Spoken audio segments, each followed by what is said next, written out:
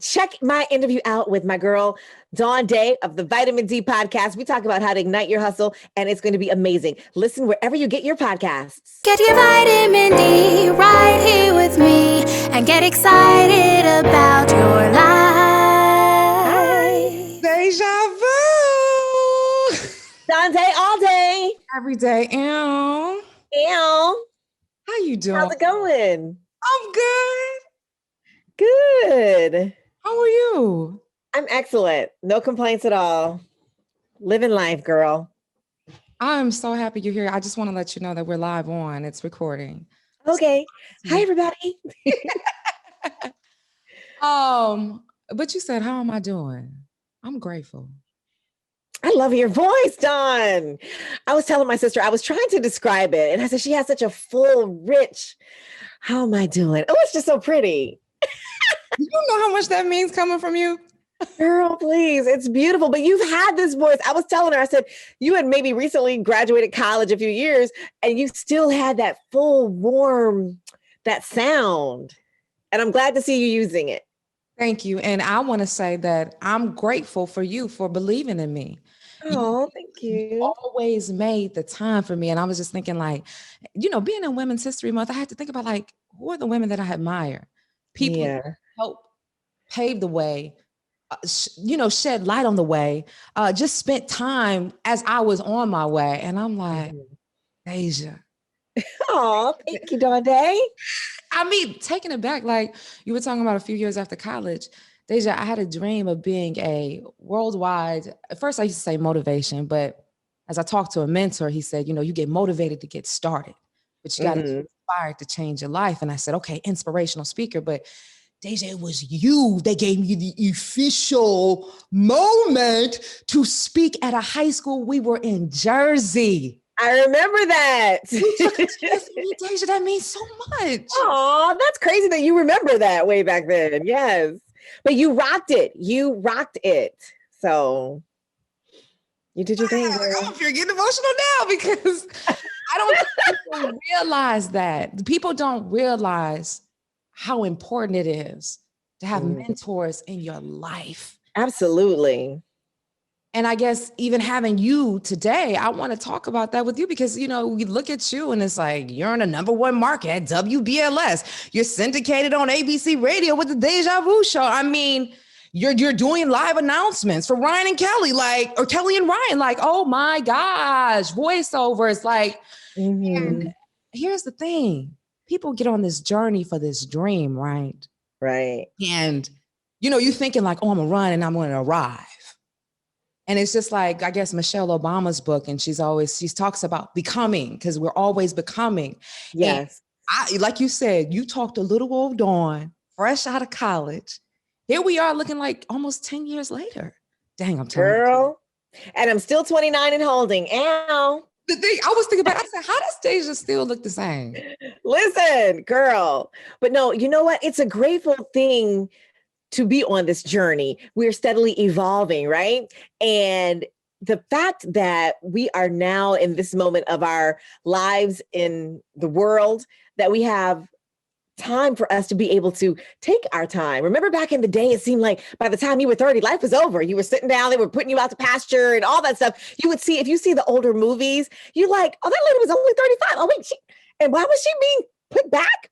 Now you see women doing things all the way up until whenever they want to stop, seriously. So I just think it's amazing. And not just women, but men too. We've been afforded this opportunity to be able to continue to grow in our passions and be able to still live out those dreams. That's the blessing of being where we are right now at this present time. Yes. And when you said present time, it's about the gift of now and living your dreams and how that takes courage, how it's going to take you to stretch. Looking at you and how you come I got so many questions as to how I want to start because I'm approaching, I feel as though the women that I worked with starting at WBLS, now I'm taking a chance and I'm seeing the viewpoint. I'm seeing, whether or not, whether you're hiring personnel, how you're focusing your dreams, how you're starting to think about, relationship, how you're thinking about, standing up to a family, also dignifying your worth. It's a then dealing with the fact that you are getting older or more. Exactly. Although I'm 29 and holding. No, but seriously, the grateful part, the gracious and grateful part of it is, again, like I said, that we're still working. I did an interview recently with Vivica, and she was mentioning that same kind of thing. She's like, the baby boomers are killing it out here. I didn't realize that she had just got finished doing her 25th Lifetime movie producing, right? We don't see that because sometimes she's not in front of the camera, but she just got finished producing these movies. Then you see Taraji, all these women are 50 and over now who are still living their best lives and looking sexier than ever. Did you see Holly Berry hanging upside down doing her sit-ups on a punching bag? Sis is 54, 55 years old. Sis. School me so that I will know when I approach. Okay. Sis, right now, I see you 29 and holding. Right, boo. That's right. Brilliant Black woman status. Ow. But no, where are we starting? What do you want to know, Joy? I mean, Dawn, I'm calling you Joy. Dawn. What'd you say now?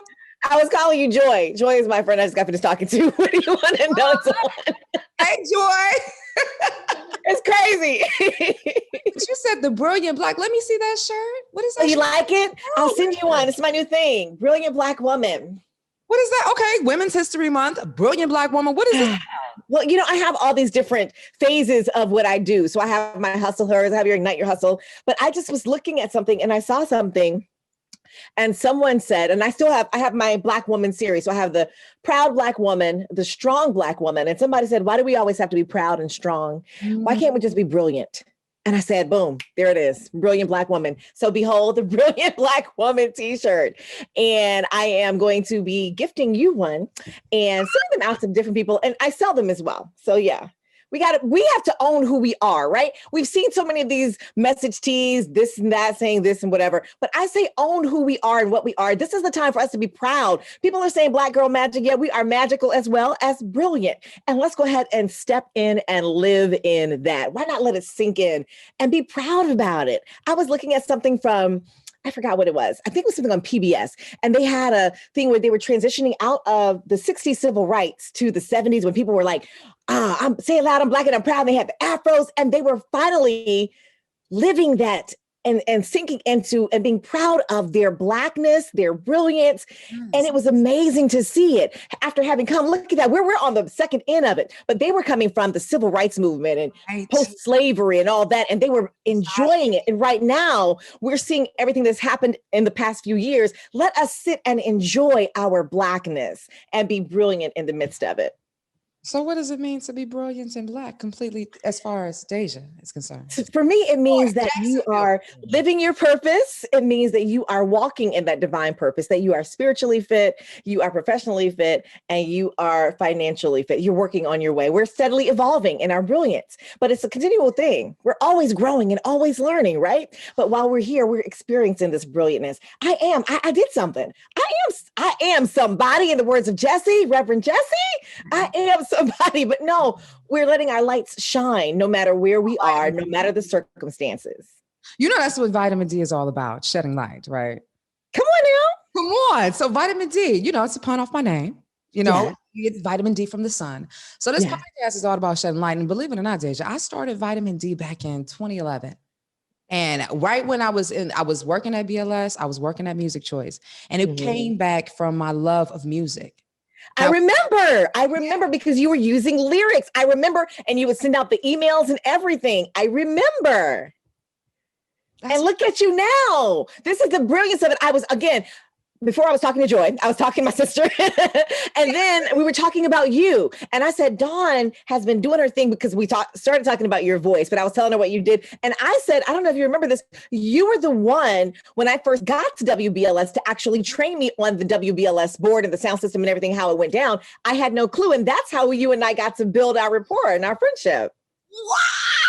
You told me and taught me how to do that. I didn't know. I was coming from another station. So you filled me in on how everything was going on over at WBLS. Right, now that you put it back. Yeah, because that was our moment. Yes. And now look at this. Look at you. I said, now she's doing all this stuff. She's got her iHeartRadio podcast. She's doing stuff with Steve Harvey. I said, you were on reality shows. And Dawn, you're doing a lot of acting and everything now too. Talk to me about that. Look at me. I'm interviewing you. I'm sorry. I'm doing improv at the Groundlings. think it's so amazing. So where does this go? Where do you go from the improv? What's the next evolution for you and your brilliance? Well, hello. As I'm gonna be bigger than Oprah, Deja. And so come on now. Oh, remember when you had your Oprah moment? which one? Oh, her show or the article. Yes, amen. Thank you. Hallelujah. Thank you, God. I want to have a yes and somebody. What you say? Which one? Okay, I wasn't sure if you were talking about an article in the New York Times, but you were talking about when I was because the article said a voice for radio with Oprah's ambition. Right. But weren't you on the show one time? On the show. That's what I'm talking about. Yes. I remember.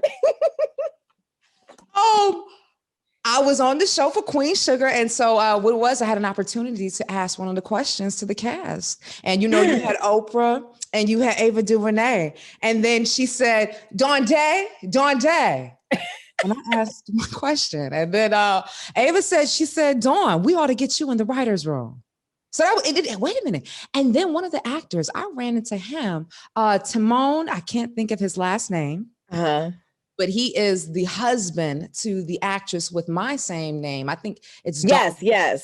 I ran into him on the red carpet at the Bounce Awards and he remembers me. He was like, I met you. I said, hey man, I'm gonna get him on. That is amazing. But, walking into it because I'm still going, Deja. I'm so proud of you. Just let it be known I am proud of you. Thank you. And I keep saying, but thank you for seeing me because, people be talking about this journey and, you say proud, you say strong, but even in the part of the brilliance, like, is there a moment to be weak? Absolutely. That's all encompassing. That's a part of it. Because even in our brilliance, we do have those weak moments when we're feeling like, oh God, how am I going to do this? What's happening now? Why is this happening to me? Why, God? Why? When, God? When? Did you forget about me? Hello, I'm still down here grinding. But then there's a little a phrase. It's a phrase. I didn't coin this, but it's called a God wink. God will do a little something like, look at you, come on. And if it's not God for you, maybe it's universe. The universe will manifest something for you. He'll be like, look at this. I haven't been forgotten. I have not been forgotten. And even in my career, I've been in it since I was 5, since I'm only, 29 and holding. But no, I've been in this career thing for a minute, right? Yes. And even certain things that happen now to this day. What'd you say, Dawn? How many times have you been in it? Here's the thing. I say it because regardless of the same age, the thing that's amazing is that people is not a sprint. That's the thing. But that's the beauty in where we are now, Dawn, because back in the day, hold on, my eyes are leaking. I got a little bit of love your work. I love your work. I study every day. But listen, there was a time, and I keep saying this because it was when people would try and shut you out. And even still in our entertainment industry, they want to age you out of certain things. But because technology is evolving, we're able to be here front and center in your face. We can do this. We can extend our brands in many different directions. So even after I've been in it as a seasoned professional for a minute now, things will just happen. Certain things will just pop up and people will say stuff, or, you'll get somebody to call and say, hey, I was thinking about using you for such and such. Really? Okay, thank you. I have not been forgotten. I am still on this journey. And so that lets me know, even in my weak moments, in those valley moments, I know that God is still with me because my steps have already been ordered. It's already ordained. And I don't know how you all believe, but this is how Deja Vu believes. And this is what I go through. Hey. So I know that everything is already pre-planned and predestined, and we're just walking in it. You know what I mean? So I'm just excited right now. I'm excited. Get excited about your life. I tell people that all the time. And it's everything that you've been embarking on, talking about the whole thing of staying in the moment and being present, understanding your valleys and your woes, but then also understanding the value of yourself. And it's what I talk about, being your greatest asset. And it's that thing, having the connection of knowing who you are. Once you lose the identification of who you are, then therefore you have nothing to stand on. And if you have nothing to stand on, what are your roots holding on as you grow taller? Because guess what? The seasons will change. Mm-hmm. And to that point, I was in a change of seasons when I met you, because if you remember, I had just recently been let go from a company that I built my career with. I had been with them for a while and then I got let go, but within like 30 days, I was still with another company, which is a blessing. So what was that transition for you? That was the hard part. I mean, because it happened so suddenly. And thankfully I had saved, a little nest egg or whatever, and I got, they compensated me. But professionally, but emotionally, but egotistically, what? You can't fire me. What? I do so-and-so for this station. I'm on 10 other stations for you guys. How can you let me go? I didn't do anything. And that's when we remember, it's not about you, it's business, right? So this is what I learned. Number one, it's not always about what you've done. This is their company. If you don't own your own thing, you're always at the hands of someone else, because you know what? They can run their companies the way they want to, because why? It's their business. If they feel that putting Dawn here and Deja here is the best for their business and their bottom line, that's what they're going to do. Yes, it hurts, but guess what? We don't own it. That's why I tell everyone, please make sure you own something. DVS Media, that's mine. The Deja Vu Show, that's mine. You cannot take that from me. I had to learn that, though. It took me a while. It took me getting knocked down and getting fired to learn that. What were you saying? Did I cut you off? Well, no, I was asking because you mentioned the DBS studio. I didn't know about that. That's my Deja Vu Speaks Media. That's mine. And that's what we're doing. We're branching out and doing some things, but that's where all of my things are falling under. So my Deja Vu Show falls under that. My Ignite Your Hustle falls under that. But I learned that I had to hustle and that would benefit me, not just these businesses. So you know what I do? I come in, I do my show for the corporation, and then I work on my corporation, building my brand and my business to make sure I have something to fall back on. Now, trying to get that to be leveraged to where I am it's been a journey, but I'm working there and it's mine. So you can't even, if they fire me tomorrow from where I am, God forbid, I still have mine. You know what I'm saying? I still have my ventures and I have my other hustles. They say the average millionaire has 7 different streams of income. So if you don't have all that stuff lined up, if one just pulls out, like we saw during the pandemic, people lost jobs. It wasn't their fault. It was just what happened. It was life. But if you didn't have anything else coming in, you might have been left out there kind of hanging. So I have multiple things going on. I learned that from getting fired. That's when I was in my valley and I'm like, okay, am I going to lose my house? As soon as I made up my mind, I said, all right, well, come on, Mine. Here's my strategy. Yes. But this is what happens. I said, okay, well, here's the strategy. If I have to, I can storage everything up. I can shrink down. My husband and I will go down into whatever apartment, or maybe we'll go back into our rental property, kick those people out and go into that little space, and we'll just make it work. As soon as I did that and let it all go, when I tell you, Skip was like, hey, we're thinking about doing some other things. Skip was my boss at WBLS. And he since forever. I love him. Yes. And I will for always be appreciative of him, as well as Barbara De La Lou. But yes, Barbara was just here last week. Okay, go ahead. Sorry. Oh, hey, Barbara. But yeah, because she's the one who introduced me to Skip. We'll talk about that later too. But at any rate, all of that, when I was in that process of trying to figure out what was going to come next, God just took it all out of my hands. When I said, all right, I surrender it to you. Here's what we're going to do. I'm going to do this, and I'll be patient and I'll wait in this. In this, sometimes you have to sit in those hard moments, right? And it's uncomfortable, it's prickly, and you're like, I don't know what to do, but I'm going to sit here. I'm going to endure this cramp, this pain, this headache right here. I'm going to endure it, and I'm going to find peace in it. And God's going to teach me the lesson in it. And as soon as I was doing all that, girl, they were like, well, we want to make some changes. We want to do so and so and so. And the next thing you know, rolling. And because I got fired from that one particular company, I was at a certain rate. Over the years that has happened, that was 10 years ago now. It's been 10 years. Mm-hmm. I have made more money in my career now than I did in those whole 10 years. Shut the front door. I'm so serious. In the calendar years, I've made, because I've had so many other opportunities flow from that. I did not know that, but sometimes that's how life works for us, right? You might have to be kicked down from something that you thought this was your destiny or where you were supposed to be. And then you're really being aligned and positioned. Had I not been aligned and positioned by getting fired and being on WBLS, then I would not have been contacted in that way by my ABC people, because they saw me doing Facebook Live on WBLS. They heard me on WBLS. That's where they were looking. They weren't looking where I was before. So it all works together for my good. Yeah, it's intentional. Oh. And just like you said, even the finding the peace, it just reminds me of a song with the Clark sisters, Blessed and Highly Favored. I'm just resting in my Father's hands. Now, blessed and highly. Okay, singing is not my forte.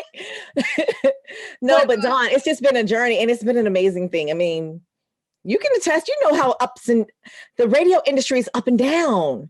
This media industry is up and down. But we're seeing so many opportunities with the streaming platforms for us to be able to grow and extend, even with podcasting, what you're doing right now. 10 years ago, podcasting was around, but it wasn't like this. You weren't popping like this. Right. And now you are right. And girl. They were like, Dawn, you kind of been doing this with the vitamin D because I had it up on SoundCloud. And it's just on a different platform as an iHeartRadio and the rest. But you're right. And, I love what you said about the ebbs and flows and the letting go. There were so many things that you hit on, because that's what I want people to really grasp when we talk about vitamin D, when we talk about living life on purpose, when we talk about being excited. It does not mean that you're not going to have the sun and you're not going to have the night. Absolutely. They have to coexist. You can't have one without the other. And with the appreciation of one, you understand the appreciation of another. Yes. No one wants to be up 24/7 a day. So hence, that's why the sun has to go down. And when it does, that's the time for rest. That's the time for rejuvenation. That's for the check-in season, kind of like what you're talking about. And I love that you said that, because I don't think people understand what happens when you press into a grape. That grape juice. You understand the appreciation of that olive, you get that oil. Come on now. She better bring it. Yes. When you press it in. Nobody, but look, you don't want to be pressed. You don't want to be pruned. You don't want to be pricked. But that's where the making comes in. That's where the shaping is, when you're tried by that fire, but you're coming out as pure gold. Come on, Clark sisters. Yes. Okay. So I guess the thing that I was thinking about when you were saying that about your ebbs and flow, tell me why you feel it's so important to let go. I think that you're holding on to the past or what was. If you're continuing to hold on, you've heard the adage, you can't hold on and receive something new if you're still holding it and your hands are closed. You have to open it up to receive the new blessings that are going to take you to the next way. And it always, sometimes things don't look like we thought they would, right? But you're still being able to live out that dream. It's just not the way that you thought it would be. I thought I would be over here doing whatever. Actually, I thought I was going to be doing TV stuff. That's where I really wanted to go when I first got into the industry. I did my radio and I thought I was going to do TV, but now I'm doing radio, and then TV stuff is coming later. So it didn't go the way that I thought it would, but it gets you there eventually, right? And you have to let go of that old thing, because that's old, that's rotten. The expiration date is already there. You open up the can, it's sour. Yeah, it's still something in the can, but it's soured now. So you have to let that go. There's a new bottle of whatever right over here, a bottle of greatness, a bottle of blessings right over on the other side, but you have to go through here and then you get to that. So you have to be able to let it go, but there's bravery in that letting go. You can do it. You just have to dig deep into it, and just to stay spiritually balanced. That to me has been my key in everything, my key to success in everything. No matter whether you are Jewish, Muslim, whatever your beliefs are, atheist, I think there should be some kind of spiritual balance for whomever, so that you can have that place that you go to when you're meditating, when you're praying. There has to be something that's greater than us where you go to center. That to me is so key. That you can get to that next level. You said center, and it's like, I don't know if we've ever talked about this. I have my belief in God, but I don't subscribe to Christianity. But there are a lot of things in the scripture that I understand, that I see it as a way of communication so that I can understand who God is in my life. Right. And right. Just like you're saying, of having that thing to hold on to and center, greater is he who was in me than he was in the world. So all it takes is, in the moment when you were talking about being in that valley, you sat down with Deja. At the end of the day, it's just however you need to get to exactly you. Kind of like I'm pulling, because I just thought about what I read on your bio, the interview coaching. It's the interview. It's what's inside.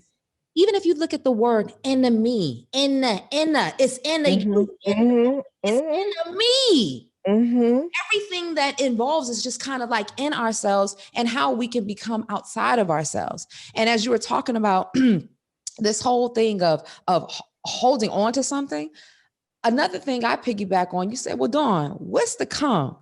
I'm living out everything. And that's one thing that in this season of my life of blessings, I had to understand to let go. My mother, she, well, that's hard. Yeah.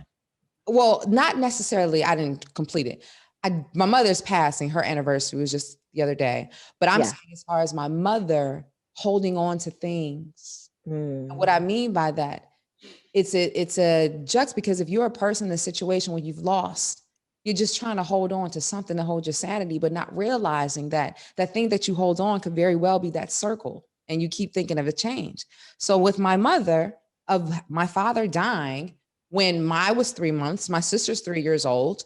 You know, her mother died a year after I was born, then being diagnosed with cancer after that, loss, whether it's loss of your job, whether it's loss of, you know, the mobility of your body. And so that helped with that. I shouldn't say help with that affected me in the sense of there's a hoarding sense. My mother held on to everything, Deja. And, you know, it's something that a lot of shame, you know, for a while of not wanting to admit, but it's like, if I'm talking about shedding the light, and that's what I'm saying when I talk to people about vitamin D, it's cutting the light on the good and the bad. Right. And it's shedding light that if you cannot live in a place of shame, because you need light to grow, whether you're going to talk about literally vitamin D from the sun, you need inspiration, you need positivity. But if we want to walk in a place of hiding so much of this fear, of this anxiety, we can't. I'm noticing the abundance that's happening in my life, and I've talked about it on previous episodes, of just me getting rid of things and clutter, because I had to hold on to it. Even relationships. Even relationships, even friendships. Sometimes you have to clear that stuff out. Now, as far as clutter, I can't turn this camera around right now because we'd see that. But yes, to your point, we do have to rid ourselves of some of those things so we can make space. We got to make space for the blessings. You're holding on to all this other stuff. And even in the relationships, especially our friendships, sometimes that have just run its course. Some people are supposed to be there for what? A reason and a season. And then you have to release them and let them go. And that's how you continue to grow and evolve over time. But we have to learn that it's a maturity level. You know what I mean, Dawn? You have to get to that point. Everybody's not there. And I don't think it's an age thing. It's just a personal development and growth thing where you have to get to that point where you realize and you understand, okay, we have to go ahead and make moves now. And, you know, even like when you say that it's not an age thing, I guess I always try to think of ways of how to make it sense. Like if we can use a real life example so that somebody can see it. It's just like in the workforce. You know, everybody can be on the career to be a president of a company. And despite the age, it just depends on where did you turn? Did you miss that turn? Right. I was in Palos Verdes, and this is right before the whole thing happened with Tiger Woods and his accident. But I was like, man, I'm gonna have my house out here. I was like, listen to this. I said, you can be in some areas, they may have a stray cat, they may have a dog, they got peacocks. Wow. That's the kind of lifestyle I want. So I said, that's what I want. I want to make sure that I'm not about to hit the peacock. But right. I was trying to find my way over to Bluff Cove, hiking with Barbara. We're in the car together. And we kept missing the turns. Is Barbara in LA now too? Hey, you speak that over her because this is where she wants to be in California. But go ahead, sis. Several times. So, hey, she visited. We're calling her over here. But we were talking about it at that moment because we were trying to find our way to the coast to hike. And guess what? If you miss one turn, it takes you all the way around. Wow. That's a good one. You know what I'm saying? And so what could have been a left turn for that 5 minutes and you would have been there. Now you got to spend an extra 15, 20 minutes. So even as you're talking about the holding on to things and how you're talking about the maturity process, what it says to me is that you got to be able to catch it and receive it. Because what happens? Have you had a situation in your life where, say you wanted something and you got it, but then you realize that you did not have the capacity to hold it? What was it? When I got to certain positions in my job, I had titles, but I was not there maturity wise or ability wise. I had to learn those things, kind of had to learn on the fly, learn to build the plane as I was flying it. So I got there and I almost lost certain things because I wasn't up to snuff. So I had to actually do the work and put in extra time on that. And I could have lost those things. But I know that I was given stuff where I needed room to grow, but it was up to me to be able to try and get to that growth. If I had not sped up and someone hadn't tapped me on the shoulder, hey, sis, you need to handle your business. Some people would come to Deja, you need to handle your businesses. So I had to step up my level and get to that part. Otherwise, it would have been taken away from me. But I was given the tools so I could go ahead and make it and keep holding on to it. But there were other opportunities or other situations where that could have just slipped out of my hands had I not had those people around me to help me get to that level. But yes, I know exactly what you're talking about. When you get stuff and you're not ready for it, you see a lot of the hip hop stars, they get this celebrity, this huge fame, they're doing this, and you don't know that you have to have another hit coming up behind that. That money doesn't always keep flowing. You out here flashing and doing the phone call with the bricks of the money. I want to do that one day. But anyway, but you have to make sure that you have something else to balance that out. Is the career going to look like, what is it going to look like in 5 years? Shoot, bump that 2 years. Because, we have a short time attention span, right?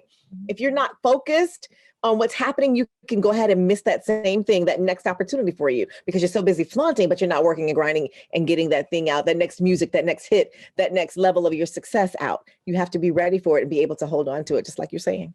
Right. And it's interesting. You use the word, you say you missed the opportunity. I guess the way I'm looking at life has so many ebbs and flows and ups and downs. I'm wondering, do we ever miss what's truly ours? You missed that go round. It's similar to what you're saying. You took that extra detour. Like in the Bible, they went around the wilderness for 40 years when it was an 11-day trip. You just missed this turn. 40 years. That's generations. Sorry, the lashes are getting stuck. Hold on. But no, you went around and around and around and around the wilderness for 40 freaking years for an 11-day trip because you weren't paying attention. Yeah, you're going to get there, but it might take you 40 years if you don't pay attention. Can I tell you? Let me tell you what happened to me. I went to Howard. I will never forget this day. I'm on student council. And this time, it's amazing. First of all, everything I'm doing in my career right now is kind of the same thing I was doing for my fellowship as far as filming at a radio station, but I'm the sergeant at arms. And so it's all about just thinking of different programs and stuff for the students and embodiment and whatever. So I was on entertainmentcareers.net. That was my go-to for all of my internships, for all my jobs. I'm checking on their what. I had the alarm set. There was for Sony Pictures in Culver City, California. They were going to do a fellowship or internship at the network. And I don't know if Queen Latifah's show was there just yet, but I was like, I'm going to apply for that. So I got the call from the network. They called, right? I'm in the car. I don't know if I'm on the bowl or whatever, but I'm heading from Hyattsville and I'm headed to the School of C at Howard University, coming from the towers. I get a call. So in LA or California, the area codes are 310. In Maryland, the area code is 301. Deja, I'm in my little Grand Vitara Suzuki. I'm leaving out the driveway. I just got out the parking garage. I get a call. Stay focused. I get a call. Dawn, stay focused. I get a call. Hi, is this Dawn? We're calling to such and such. I'm so busy worrying about the next thing. And that whole thing that you talked about earlier, being the present. Hey, I know that you applied for blah, blah, blah. I said, oh, can I give you a call back? I told Sonia, can I give you a call back? This is Dawn at 20. Oh my gosh. Pay attention, Dawn. I'm looking at the number. It's like what is it? It's like 310-456-7400. You know, the numbers. I'm like, yeah, I have the number. She stood there. She said, oh, okay, I'll call you back. In the rush, in the haste, I get to the student council meeting. I'm telling the young lady who's the vice president at the time, I was like, yeah, I just, for this job, she said, wait a minute, this could have waited. That opportunity didn't come like that again. Right. And what I'm saying is just a testament of what you're saying about paying attention and when you have to be ready, because those opportunities you can so-called, miss. Now, fast forward 5, 6, 7 years later, I'm in LA. I've been to the studio. I've had opportunity to attend a taping of Queen Latifah's show, as well as, to be on that. But you're right, looking at how that path, but I'm wondering, even with you, your brand is all hustle her. It's all about the hustle. Why is the hustle so important, and how can the hustle set you back? Some people don't like the word hustle because it means you're distracted, you're moving too fast, you're all over the place. I think of it more as you're moving and you're strategic and you're hustling and you are taking care of your opportunities. Now, for me, to hustle, like I said, means to get out here and make moves that are going to predict how I'm going to be spending my future. It can set you back when it overwhelms you, but in everything there's balance, right? We have to remember to balance. And a lot of conversation is going on right now about mental health. We have to remember to take that mental health break. We have to have a time where we're just going to be like, okay, the hustle's, we're pausing right now. I'm taking a nap. I will be back on Monday. This weekend is mine. But that too is a part of everything that you do. It's a part of the brilliance. It's a part of the hustle. It's all encompassing. Do you understand? It's a part of life. So when you break it down, your hustle is about your strategic steps, right? And your goals and getting to where you need to be. But in that, a part of taking care of yourself is knowing that even though we're hustling, I still have to pause and give myself a mental break. I still have to spend some quality time with my husband. I still have to spend time with my family. That's around that. But they help to build it up because they're going to ask me about things. They're going to encourage me. They're going to pour back into that. Well, you know, when you do your hustle thing, you can do such and such and such stage. When you do your Ignite Your Hustle Academy, you should really do so and so and so. So it's still a part of it. It's still working, but you find balance and silence in moments of silence when you need to. But I think the thing is people get overwhelmed and thinking that I have to be doing. Well, I'm stuck here. If you make strategic moves, you don't have to do all the time. There are ways that when I set up my show, I can work things in advance. So when that comes, I don't have to do that all the time because guess what? That's already done. So I'm chilling for a minute. You know what I mean? My brain's on pause for a second. I'm chilling out. I'm vegging out on some crazy mess on Netflix or whatever. But the hustle will continue, right? So I think that's what I mean when I'm talking about ignite your hustle, when we're getting out there and we're moving and making strategic steps to get to where we need to be. Goals, action plans, and results. And then you have time to chill. That's boss. Because, you know, I think about the hustle and I'm like, I've been hustling my entire life, but that's anybody. That's if you run in the circles with people in New York and radio and media and entertainment to LA, you know, everyone has been on some sort of hustle, you know? Right. Now, but I had to learn that, Dawn. When I got to New York from being down south, I didn't know that. I didn't know about trying to hustle. That's important to me. I learned how to hustle when I got to New York. I didn't know. I just sat there. I'm like, I have a job. Okay, I'm cool. Again, it goes back to me just being like, oh, okay, I'm here. But I wasn't as focused on those particular professional goals. So that's where I am, or that's where it was for me. So how did from quote unquote, not hustling, I guess, in the big city, how did you get that opportunity to get to New York? How did you get enough? I have a mentor, 𝘗𝘲𝘲, who is with iHeart. Yes. And Doc and I Doc hit me up way back in the day, but he was in Jacksonville earlier in his career. And he was just guiding me throughout my career. And one day I was in Richmond because I was programming a station there, BTJ is so many. There's so many call letters. Yeah. But anyway, BTJ in Richmond, Virginia. And he asked me first, did I want to go to Virginia? Because I was at that time working in St. Louis. And he's like, hey, do you want to go to Richmond to be a program director? Oh, what? Let me see. Okay, I'm not married. I don't have any kids. I don't have anything holding me back. Yes, hello. So I went to Richmond, Virginia, and I'm programming there, running the station, doing my thing and all that stuff. I hadn't even unpacked and unboxed everything. I maybe had just thrown out one of my big boxes. 8 months later he calls me. He says, listen, we have a project we're going to be doing in New York. Would you like to come? Richmond, Virginia, New York City. It ain't a hard decision.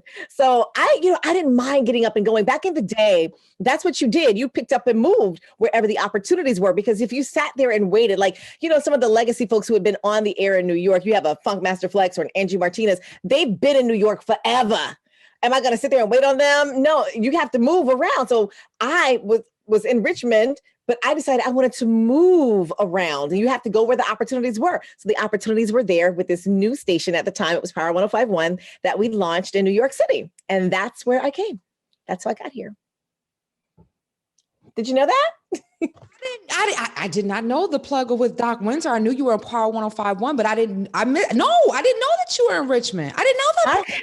Yeah, I've been knowing Doc since way back in the days when I was just getting into radio. I think maybe I met him a year or two into my radio career.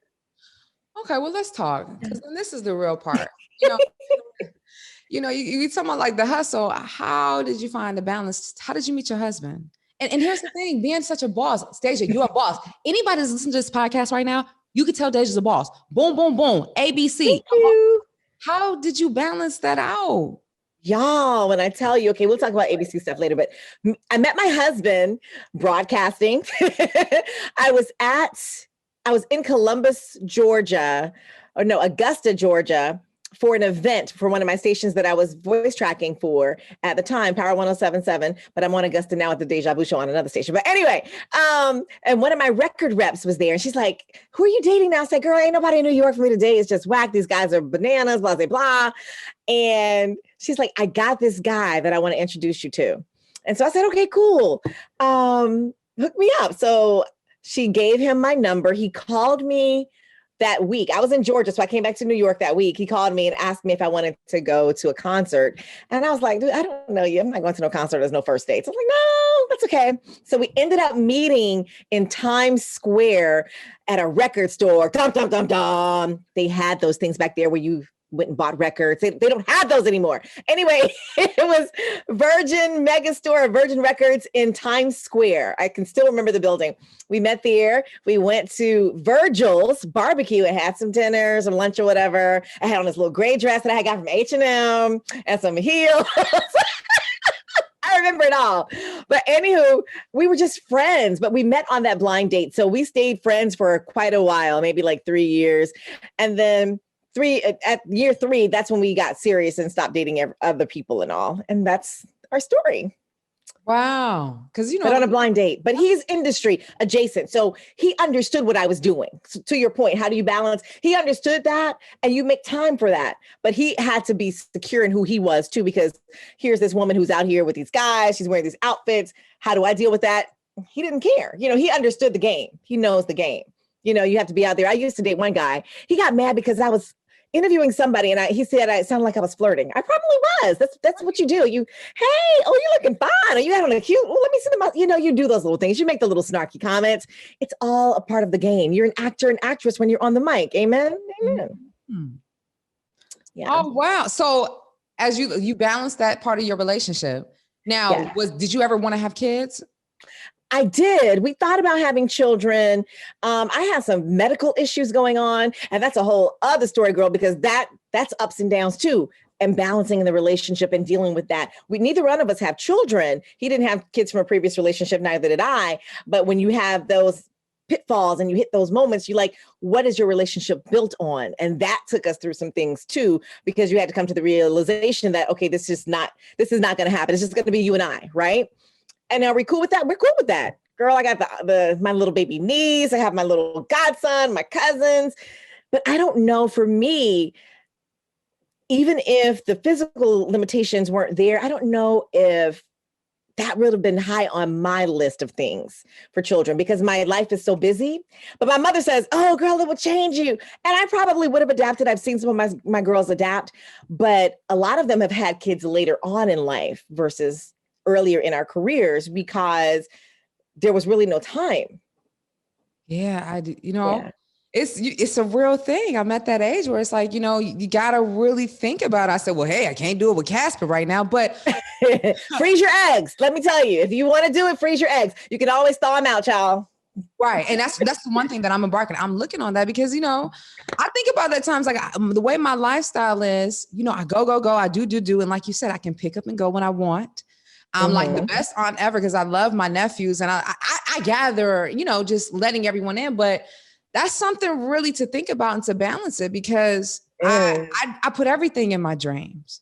And I know that when I have children, things will adjust. At least that's what I'm thinking. But I guess then you'll make room for them because it'll be the love of what you're doing and you'll incorporate them into what you're doing. I've seen parents, you've seen these parents bring the kids on and have shows with them. Right. And it's amazing because they're a part of it. And it just kind of seems seamless almost. See, that's why I love improv. You asked me about the whole acting, what was next. And it's like, I'm going to be a cast member on SNL, but improv at the Groundlings and I guess improv overall, but my introduction was always the yes and.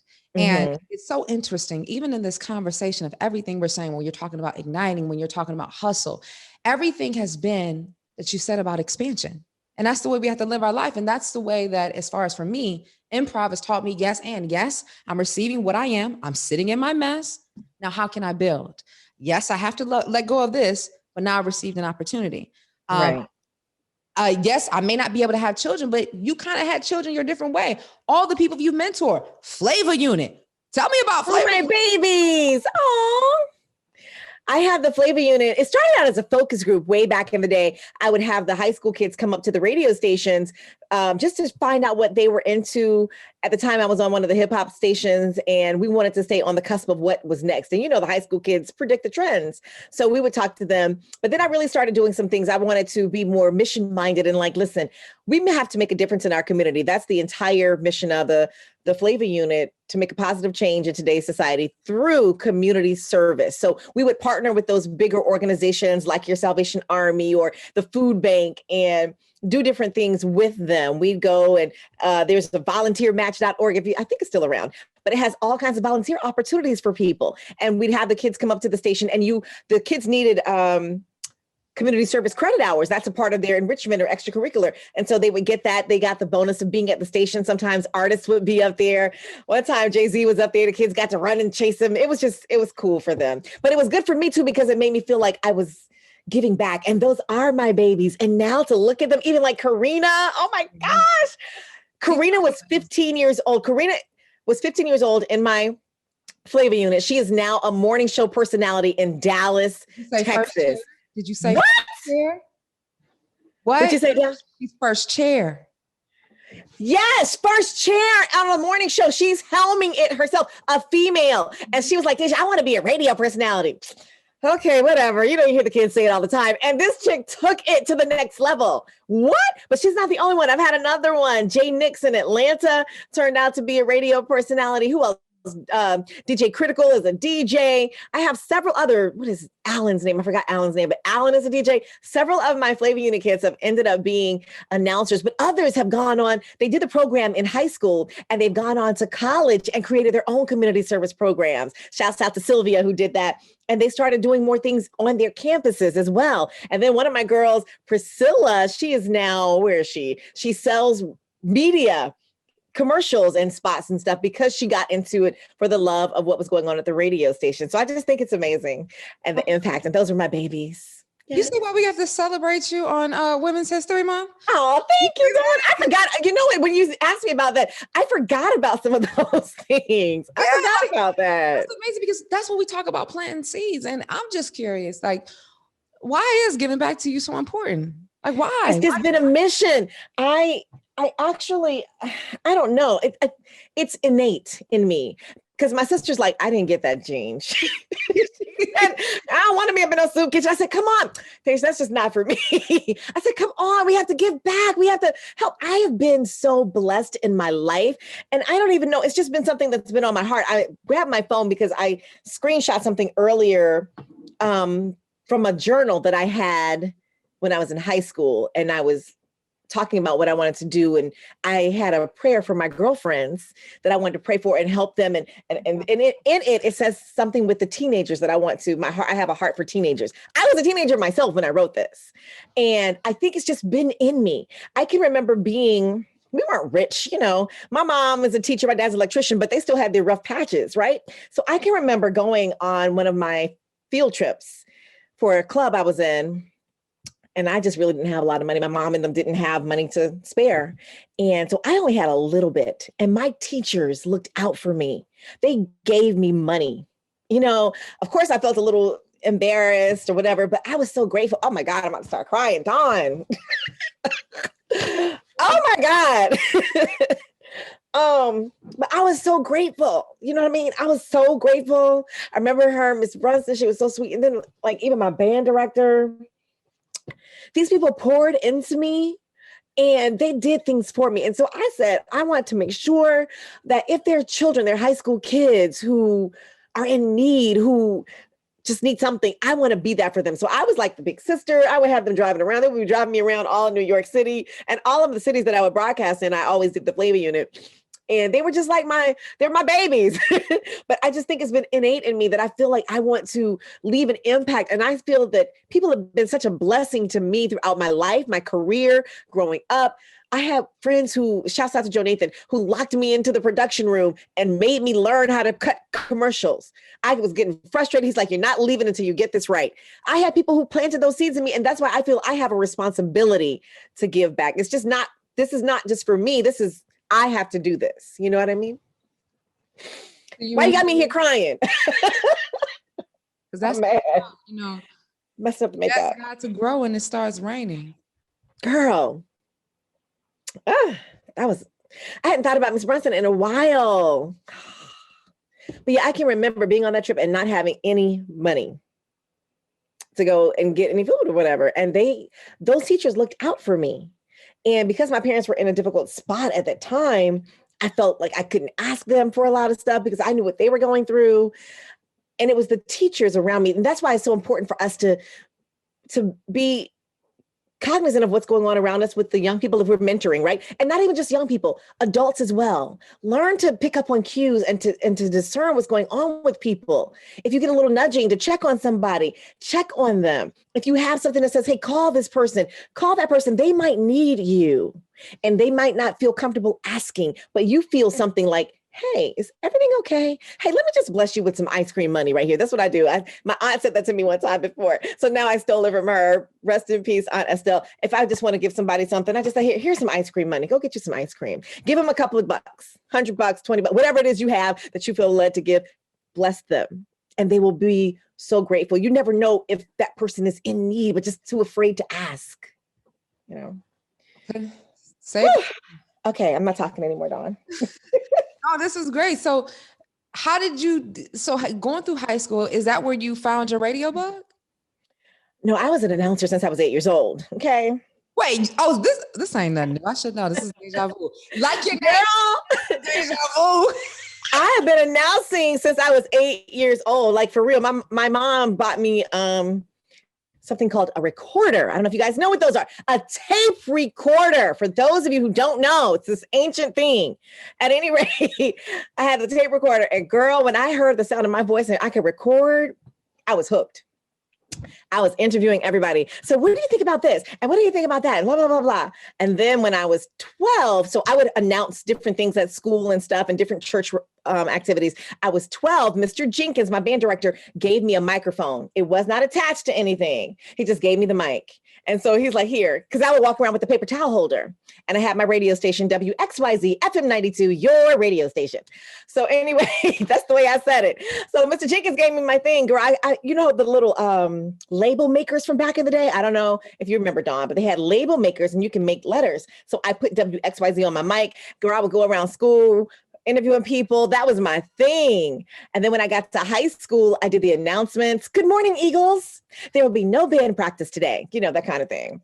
But I knew that I wanted to do broadcasting. I still have cassettes. Those are ancient things, people, from when I was in high school. And then, girl, when you got the little mini cassette thing, girl, you couldn't tell me nothing because you don't have to have a big one. You have the little mini one. Yes. Come on now. Come on. Yes, Dawn.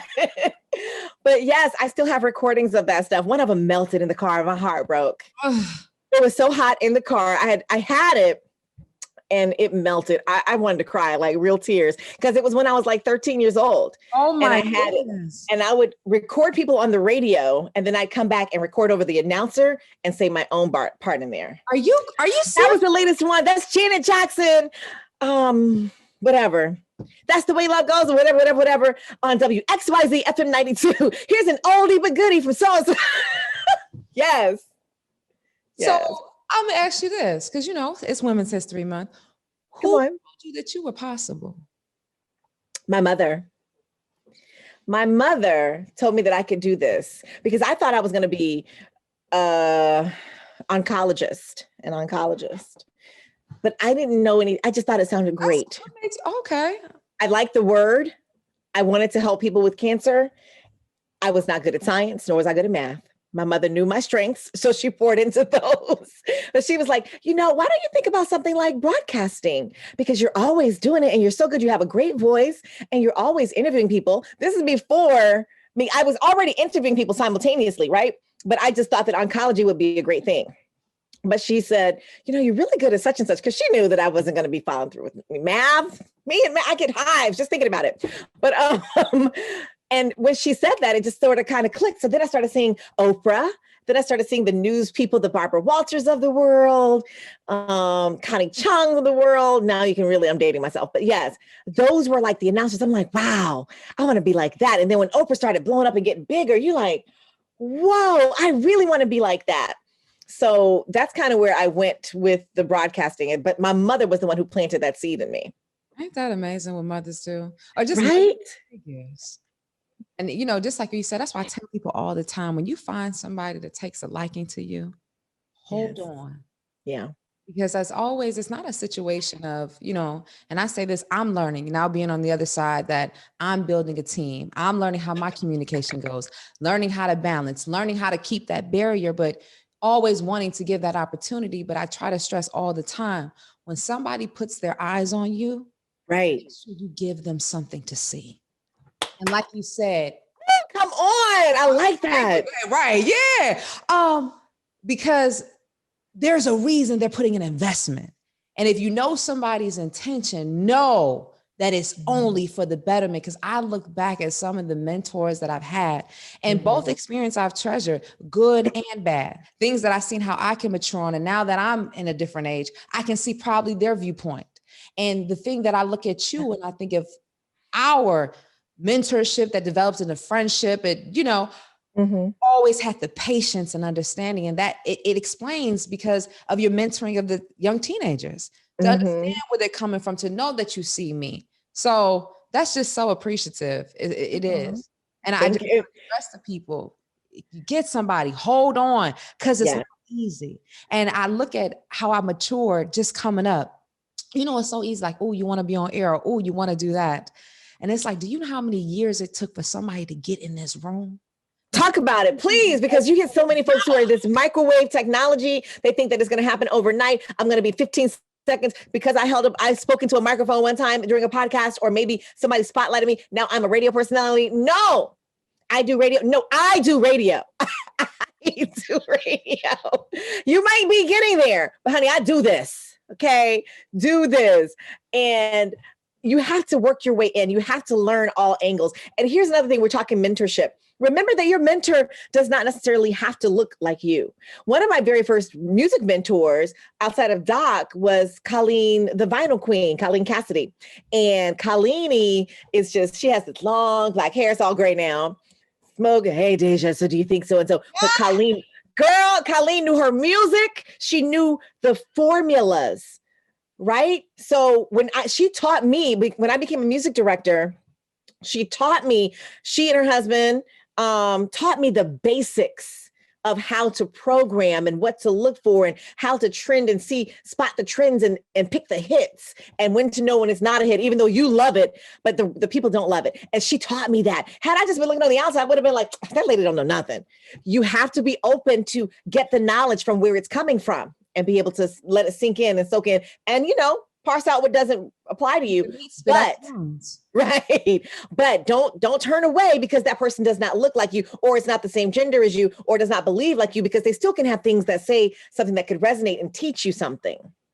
Something that you can always, you know, take and apply. That's the thing. Apply. It's an addition in your life. If you don't need it, let it go.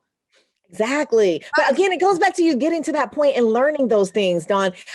I think being in New York has opened me up a lot from my little bubble of just being in the South and doing this, going to this church, doing that. And that's all I did. When I got to New York, it was a whole different world. I'm like, what is this? Even just talking religion stuff. I never knew about the ashes people put on their head for Ash Wednesday. Had never seen it until I moved to New York. And I was a full grown woman. Okay. I was like, what is this? What's going on? I had never seen it because I'm down South. We're in a non-denominational church. That's where I went. I didn't go anywhere else. I didn't go to other people's church. I didn't know any Catholic folks who were practicing.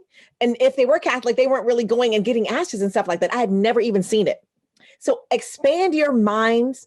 Think about things that are not just about you. And it helps you grow into a fuller person. It helps your personal development. So we're always talking about our success and our professional development, but we have to learn to grow. And I think this is what your vitamin D does, Dawn. It helps people be able to explore those concepts of thinking, listening, and growing. I don't know, just expanding your mindset from being in your own little bubble. Expand, pop the bubble. This is pop the bubble. There's a whole world out there. Pop up the bubble, take off the roof, no seal. Yeah. Let's just expand and grow. But, you know, just as much as you said about the whole expansion, let's not forget that the roots got to get deep. Yes. Get your roots in there. Get your roots. That's the building of the foundation. And we were talking about earlier, you said something about you have to be ready for those things, those opportunities that come. And I wanted to go back to kind of like where we are in the present. Stay ready so you don't have to get ready. I had one of those situations happen recently with the Kelly and Ryan show, and Ryan Seacrest called out. Never happens. Dude is always there, but he's, you know, doing whatever. But I guess he was a little, didn't feel well and wanted to err on the side of caution, whatever the heck.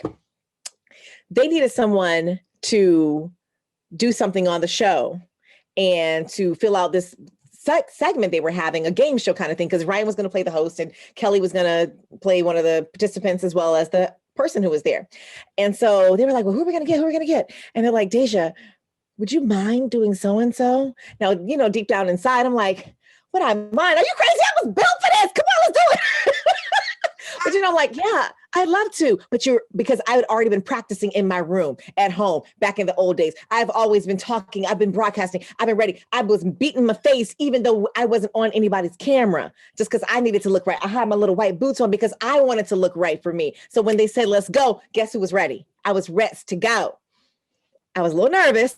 My hands were sweating, but I was there and I had that opportunity. Carpe diem, seize the day, seize that opportunity just to get up in there and hold a microphone and say, hey, listen, let's play the game. We'll be right back in a minute. What? You never know who saw that. You never know who saw that. After that, the president of ABC New York came and said, hey, I just wanted to introduce myself to you. What? Come on, sis, how you doing? Hi, nice to meet you as well. Thank you. It's nice to meet you. What? You just never know when those opportunities are going to come. So you have to be ready. You have to be studying your craft, honing your craft. You have to be ready. So when it strikes, you're there and you're ready for it. Right. Girl, they put me on camera. What? I mean, just announcing, right? I'm normally in a booth by myself, you know, just sitting in there and I, you know, see through them and I hear people talking in my headphones and everything. And they put me on national television. Baby, I said, give me one. Let me get this one big toe up in the door, baby, please. But no, seriously, it was an amazing experience. Just that one little moment. And that's another one of those little God winks. Like, hey, I haven't forgotten about you. I know what you want to do. Your steps are already being ordered, sis. I got you. Hold on. I know what's happening behind this curtain. We just in Act 1 right now. Act 1, Scene 2. We haven't even gotten to the next one yet. Right. So, and I just need you to be right here. And right here. Every information that you need. Right here is knowing who you are and staying ready. Right here is walking in your authority. Essentially, Deja, that's all I feel as though we are designed to do in life. Yes. Walk in your authority. And guess what? It's given to us when we are a child. Mm-hmm. You know, it's just as though you put this money, this down payment in a bank account, put it on your life. Yes. On your dreams and invest in it. And in this process of life, right? Treat it just like an account. What are you depositing in? What are you taking it out? And like you said, because you cannot control the valleys, you cannot control when the mountains come, you cannot control when the hill, the cliff will be there. But what you can say is there's balance. And just like any account, when you're establishing credit, balance, right? Girl, that balance, y'all better check the balances. No, but seriously, that's what you're saying. You have to be ready. You have to be right. You have to check the balances of everything that goes on in your life. That's how we are fully grown and fully evolved people. That's all there is to it. So don't think that your moment has passed you by. Just keep on going, keep on grinding, keep on doing what you're doing, and it's going to work out. But why? For what? Why do you keep going? I keep going because I know there's more and it doesn't stop. My mom has been retired for about 10 years now. And she just published her second book, self-published. Go on. And she was like, you know, saying that, what's next? What am I doing? What's next? And my mother is going on 70, you know, she still wants to do stuff. She's like, I want to do something else. She said she wrote in her journal that she wanted to do something else and she wanted something more. The very next day, someone called her about teaching at Bible college. the very next day that she put it out there. You keep going because it's a continual process. Remember, we're still evolving in our brilliance and we continue to go on, and you want to go on because that's what living life is about, right? You have more to offer. Even at 70, my dad was just ordained a preacher at 70. Wow. So he can still go on. He's still in Bible college at 70. I just thought it was crazy. Born in about what, around 51? You 40? said what now? Your parents were probably born around 51, 49. Because my mom, she would have been 71. 20, yeah, she would have been 70 this year. Yeah. Oh, so we parents the same age. My dad was born in 44, right? So See? I'm trying to say you that, because when you're trying to say, oh, you're so seasoned, you're making me seem like I'm so seasoned. Back up, Deja. Dawn, you are crazy. She should be trying to do math. We're talking. Stop trying to do mathematical equations in your head. Anyway, But no, I think that you can continue to go on. That's all I'm saying. You continue to go on and you can continue to thrive. That's what life is about. Your work is not done until you take that last breath. And even then, whatever you've put in place, your legacy will continue.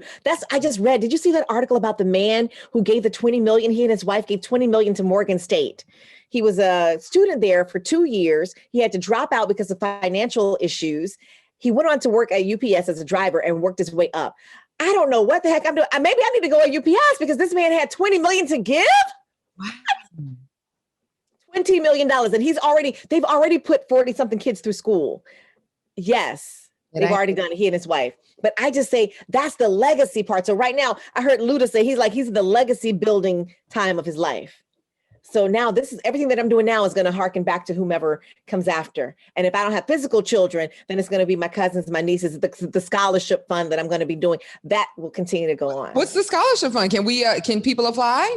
Tell us. Well, right now I don't have it all together, but the Dreams to Reality Foundation will be where it's going to be. I really wanted to do, and I know they're trying to give school years free, but until they do that, I really want to do something called First Year Free. I want to do it for the first year because I had a difficult time financially trying to cover that. So I want to do that for those people. And that's just a goal. It's not set in stone anywhere. It's just here. And I've already got the domain name, of course, but I just want to put it on out there. But those are the legacy type things I want to leave for people. You know what? I appreciate that. Everything that you've said and what you've done, and anybody that's been watching, listening, definitely has an essence of who Deja is and why it's so important to be in a room with you, to be in my ear on your audio box, wherever you are coming through, because there are gems that you constantly deposit and it's coming from a fruitful tree. I'm not talking about plastic. I'm talking about somebody that knows what it's like for somebody to give a handout to somebody, for somebody to just see you and say, I believe in you, for somebody that's coming from, like you saying, doing radio to a fledgling that still got breast milk coming off the mouth.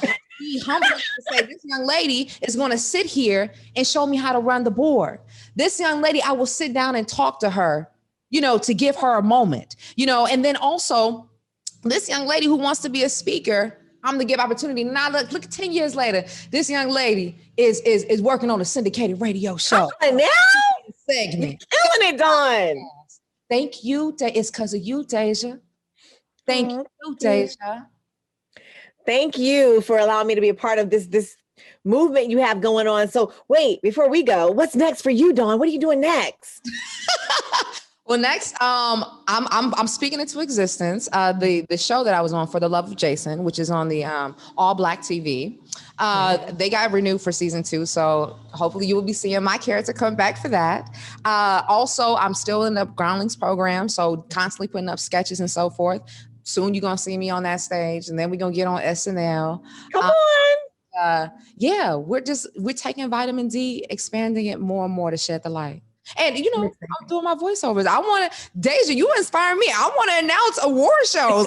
Girl, listen. And that thing just came as a fluke too. When I tell you, this is why I say, even though you may have gone a certain distance and you may feel like whatever, God has not forgotten about you. That man, let me tell you, hold on.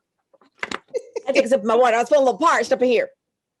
Shouts out to David. David was the guy who contacted me, the producer who contacted me for Live with Kelly and Ryan. He said that he sent me an email on my social, on Insta, on Facebook, and on my website. I ain't seen none of them emails. Girl, I was in Florida, right? Scrolling through because sometimes I have so many pictures, things get crowded and I don't get every message. So I was delete. I'm sitting on the couch in Florida in October, late October. And I see a picture, a message. So-and-so from ABC Live with Kelly and Ryan. I'm like, what? Girl, I looked at it. The man had sent this thing to me like 3 weeks prior. Dawn. Oh my God. He's like, yeah, we would love to get you to come on and be a guest announcer for Live with Kelly and Ryan. I said, what? So I'm emailing. I'm like, girl, I hit him back at 11:30. I'm just seeing your email, blah, blah, blah. How crazy did I look? But anyway, when I woke up Sunday morning, it was another email response from him. Holla. So he was like, yo, I didn't really think you were interested because I hit you here and here. I had never seen a girl. I finally went back through all my messages because, as a personality, you get all these crap spam bots and everybody saying, I don't like this, this and that. So I just, some of them I don't really check all the time, guys. So it gets muddled down. So at any rate, I finally found his other email that he had sent me. He was asking if I wanted to come on. This was weeks ago. So they had already booked somebody else to do the auditions because they were holding auditions, and they still technically are. But he said they were holding auditions, and he said, well, we won't be able to get you in until the end of the year. I said, okay, I'm good. Whatever you want me. I'm here. I'll be drinking my water, making sure my voice is right. Do you know they called me? He's like, listen, there's been a change. Can you come in earlier? So they called me in early November. I was like, what? So he calls me in.